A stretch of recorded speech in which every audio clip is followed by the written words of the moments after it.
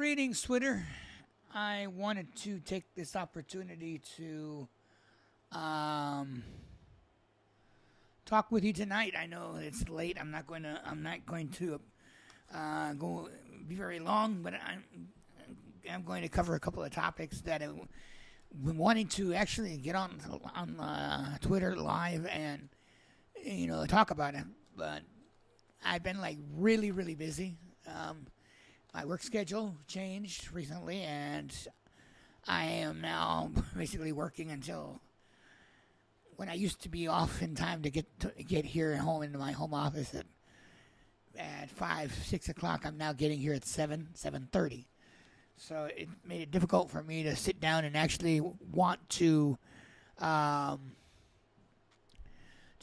actually do a live tweet, because by the time I get here and I get set up and whatnot, it's late.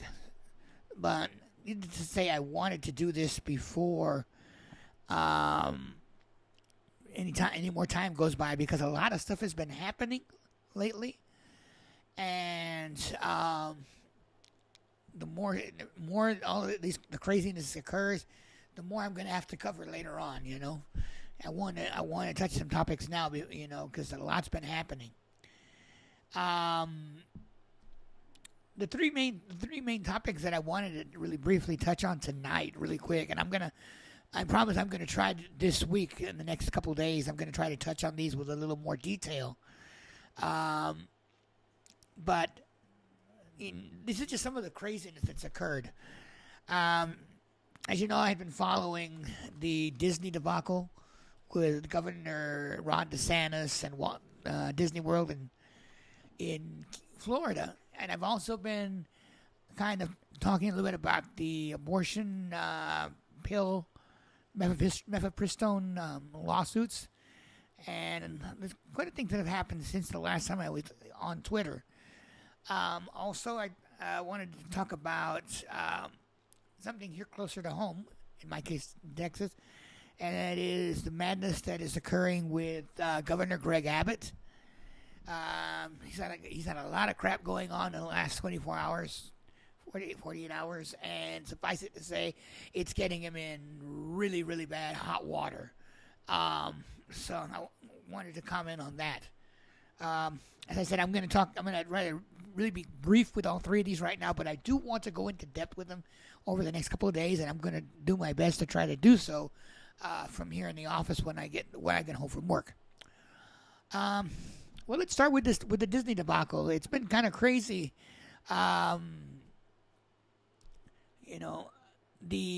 Finally the board that has replaced the Reedy Creek board, they decided that they were going to nullify the agreements. And I don't think I mentioned this last time, but there was agreements that were made between Disney World and Reedy Creek, which is the government community district that oversees or is part of Disney World, that oversees the properties, and I don't know what other functions it does.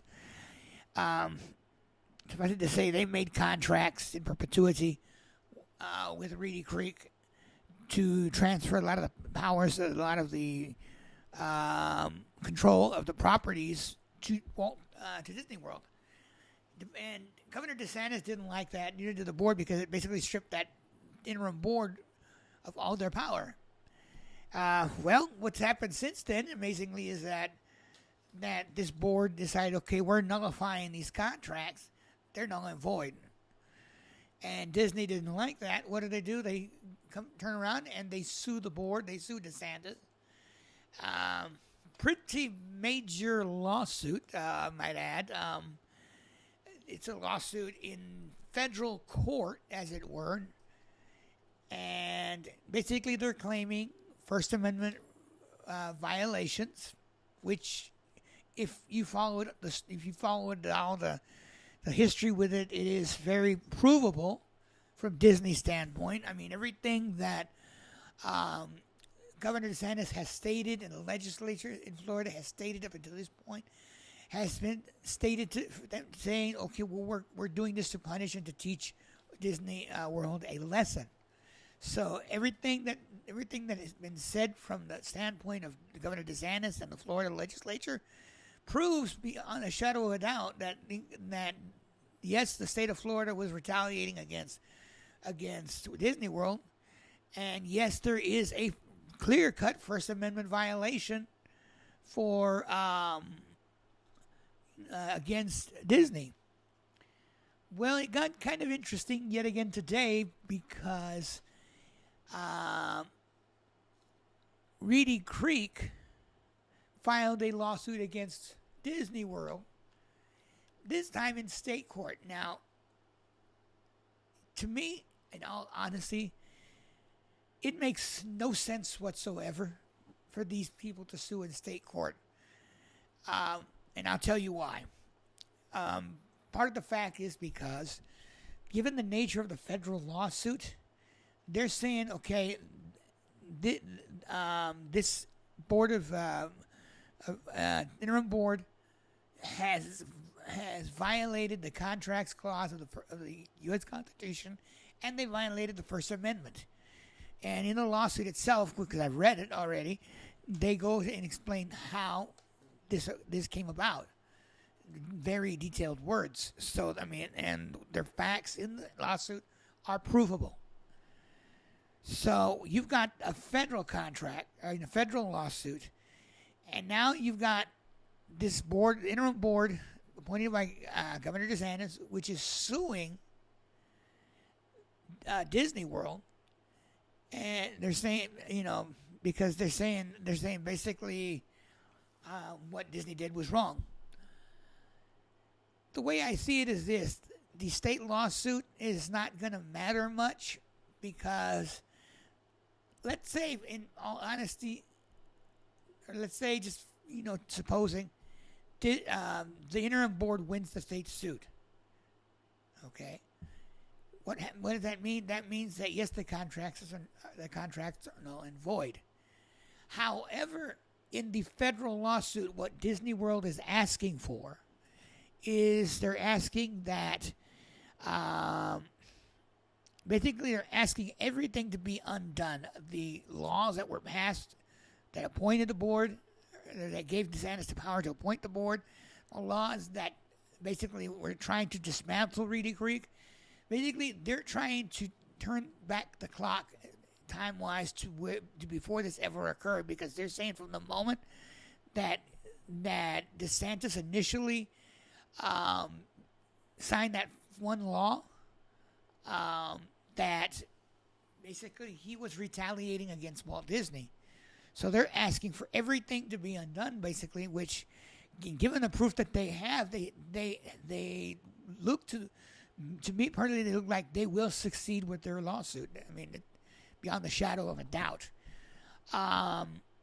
So if Disney were to win the federal lawsuit, that would really basically nullify the state lawsuit, because if Disney wins the federal lawsuit, it will nullify and it will eliminate this board. If this board ceases to function, the lawsuit in the state court must be dropped. So, I mean, that's why to me, it makes no sense for this board to sue in state court. I think they figure in the state court they have more apt to have a judge rule in their favor. Suffice it to say.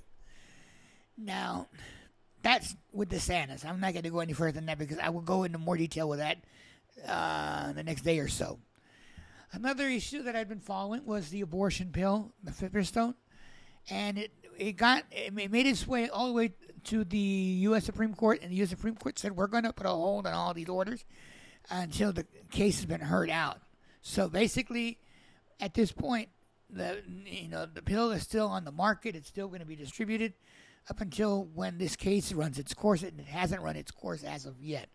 So it's going to be interesting to see how that plays out. And I'll go into more detail with this particular one in the next day or so as well, because I do want to talk about the appeals process, what's been done, and go into a little bit more detail with what's going on with that case.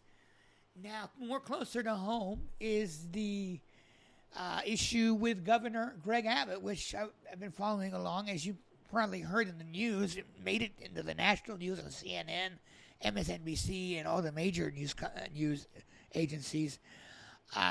There was a shooting over the weekend where this one guy shot 5 people in a home, killed, I think, 2. A 9-year-old or 8-year-old little boy and his mom, and I don't know what the other details were there. But Governor Abbott got into some hot water because he said that all 5 of the victims were illegal immigrants, and unfortunately one of them was not. So he's gotten into all sorts of hot water with that. And he's trying to do damage control right now. And the other thing with Greg Abbott that has made the news today was the fact that Mayor Lori Lightfoot in Chicago issued a statement saying that the city of Chicago is up to capacity and they can't handle any more immigrants on buses that Governor Abbott has been sending, to her city.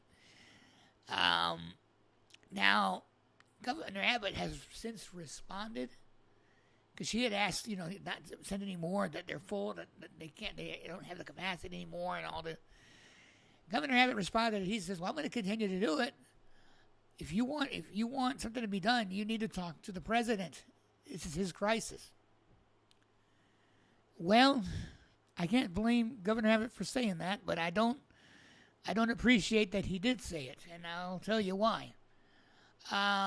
The fact of the matter is, what Governor Abbott is doing is illegal.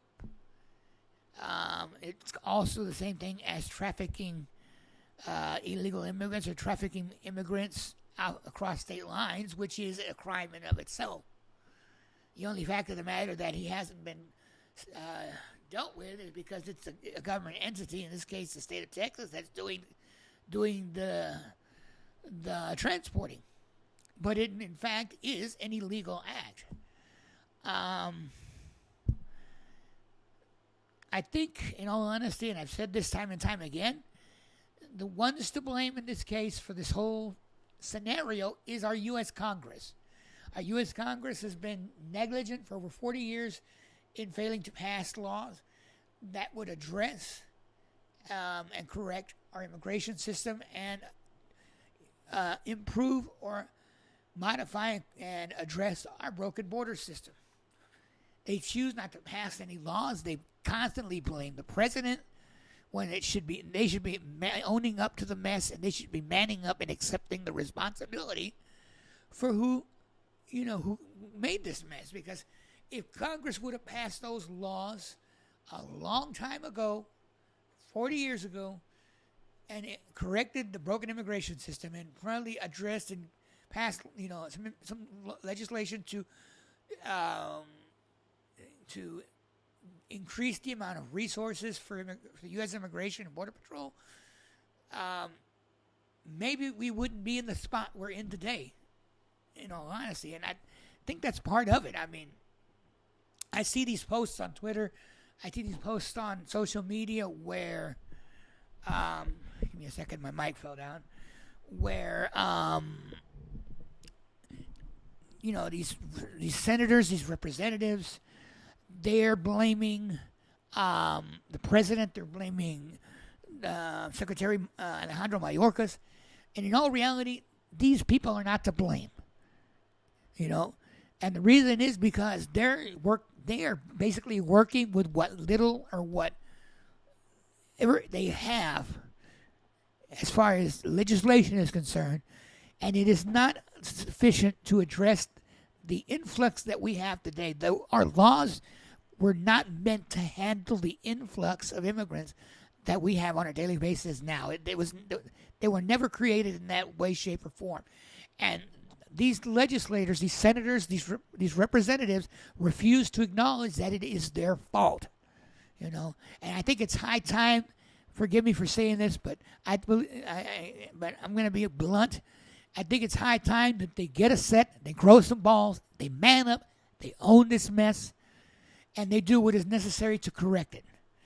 there's no way they're going to be able to not do a 2 or 3 pronged approach to address this, because they're going to have to address the issue at the border.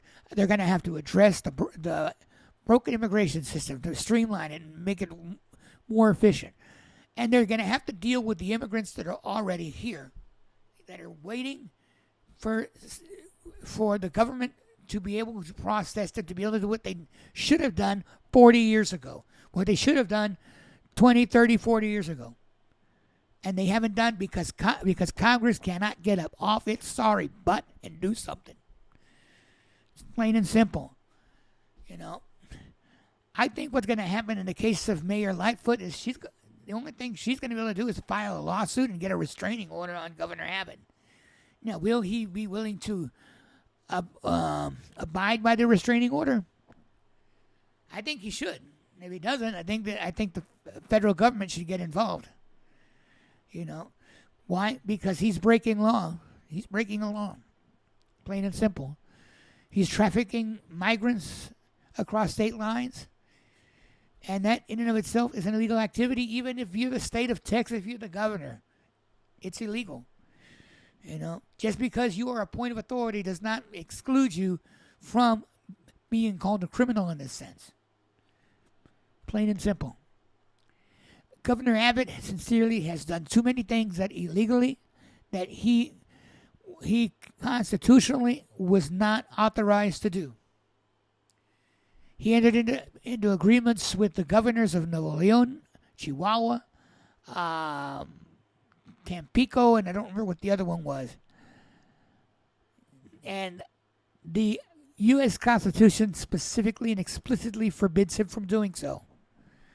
Yet he chose to violate the U.S. Constitution, plain and simple. What more can we ask for? He's already going to cost the state of Texas some revenue with Mexico moving the what was that commercial port of entry deal that they were working on? That's now going to be the railroad, I think, that's going to be routed into New Mexico. Why? Because Abbott can't leave things the hell alone. Plain and simple. He's running Operation Lone Star, which violates the U.S. Supremacy Clause in the U.S. Constitution. Another flagrant constitutional violation. How many times is Governor Abbott going to violate the U.S. Constitution? I mean, he's making the Constitution look worthless. He's making Texas look like a rebel. That's all I can say for this. I mean, it's just craziness. It's craziness, plain and simple, and there's not much anybody can do at this point. Suffice it to say. Well, that's all I have for tonight. I just wanted to just touch on these really quickly. I will get into more detail with each one of these this week, the next day or so. In the meantime, I wish you all a good night, and I'll see you in my next live tweet. Thank you.